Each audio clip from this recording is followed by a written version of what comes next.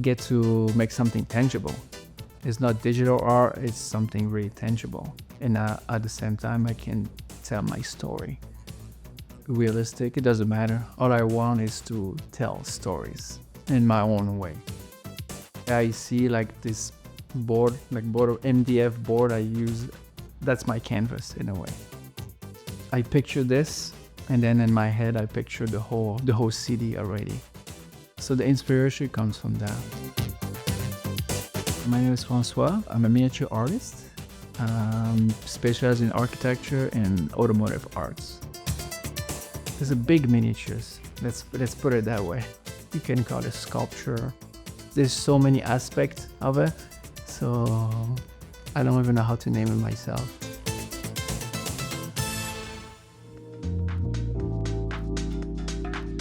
Usually I have some random vision that comes to me, and then the goal is how do I get from now to my vision? And of course with some wiggle room for creativity here and there. Then the engineering part comes into it, because what I'm doing is very precise, very details. Even though my stuff look wetter and gritty and all that, it's still very precise and detailed. And I don't leave room for any mistake. It has to be perfect. And whatever perfect means in my own mind. And my perfect is the inner perfection. Basically, what I like to do about my work is replicating the ever-changing world. Like the world keeps evolving all the time. So does my art.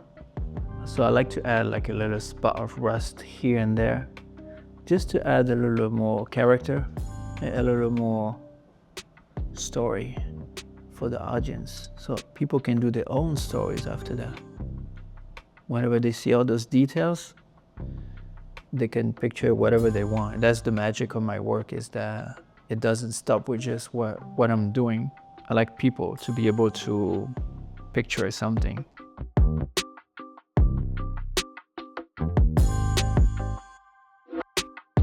The messier, the better. It adds more character to it. Lots of life to the work. It doesn't just exist. Nah, it's living. The whole Miami Vice aesthetic, which includes not just the Art Deco, it has the cars, the music, everything. That's what I like to call the aesthetic. So if I want to narrow down even more, that will be the direction, my vision.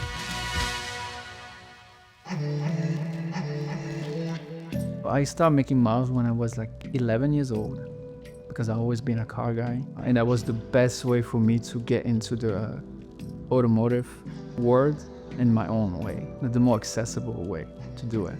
And now the model cars is not even the focus anymore. It's just character in the background. These are my characters, really, when it comes to my miniature scenes. I don't like to use figures, because I feel like you cannot replicate life in a person, but you can replicate life in an abandoned place. And this usually the way I do those things. And my cars, usually my little cars, they're helping telling the story.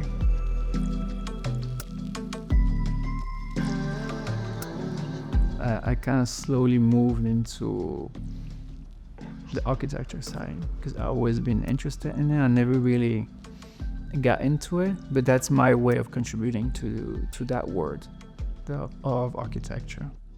I'm stitching my mental pictures together to create a unique piece. Those pieces are like fictional, they don't exist anywhere. They're totally fictional. And to me, that is the best part. When I make fictional building, but realistic, I like to say that I get to create twice. So the first creative aspect is in the crafting, and the second one is in the storytelling, which now I get to create my own little words. I always start with a rough sketch, basically, so it helps me getting ideas and bullet point out of my head. It's basically my notes right here, just rough proportion.